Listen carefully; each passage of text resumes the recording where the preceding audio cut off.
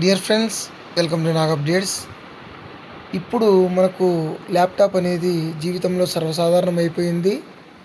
అతను software employee అయినా, లేదా స్టూడెంట్ అయినా, లేదా ఇతర పనిచేసే వాళ్ళైనా కూడా ఎక్కువగా ఇప్పుడు ల్యాప్టాప్స్ అనేది వాడుతున్నారు. అదేవిధంగా స్టూడెంట్స్ కూడా, ఇంజనీరింగ్ స్టూడెంట్స్ కానీ, ఇతర రంగాల్లోని వాళ్ళు కూడా ఎక్కువగా ల్యాప్టాప్ వాడే అవసరం అయితే వస్తుంది.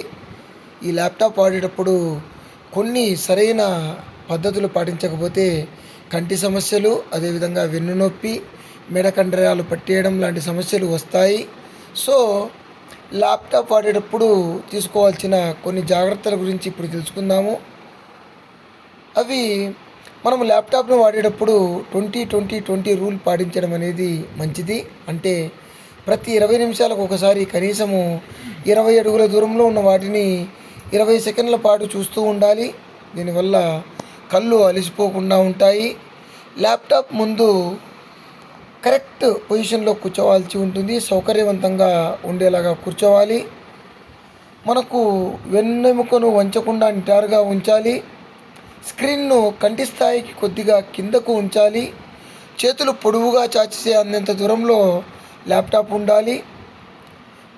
అదే పనిగా స్క్రీన్ని చూస్తూ పని చేయకూడదు. మధ్య మధ్యలో కళ్ళార్పుతూ ఉండాలి. అప్పుడే మనకు కళ్ళకు తగినంత తేమ అందుతుంది, పొడిబారకుండా ఉంటాయి. లేదంటే కళ్ళు ఎరిపెక్కడము, కళ్ళలో మంట లాంటి సమస్యలు వస్తాయి. ల్యాప్టాప్ స్క్రీన్ మీద బ్రైట్నెస్ అనేది మరీ ఎక్కువ లేదా తక్కువ కాకుండా చూసుకోవాలి. మనకు కళ్ళకు శ్రమ కనిపించని విధంగా అది ఏర్పాటు చేసుకోవాలి. మానిటర్ ముందు వెనుక ఎక్కువ లైటింగ్ అనేది లేకుండా చూసుకోవాలి. అదేవిధంగా రాత్రిపూట చీకటి గదిలో కూర్చొని ల్యాప్టాప్ మీద పని చేయకూడదు. అదేవిధంగా ఏ విటమిన్ ఎక్కువగా లభించే పండ్లు, కూరగాయలు, ఆకుకూరలు రోజు తీసుకోవాలి. కనీసం 7 లేదా 8 గంటలు ప్రశాంతంగా నిద్రపోవాలి.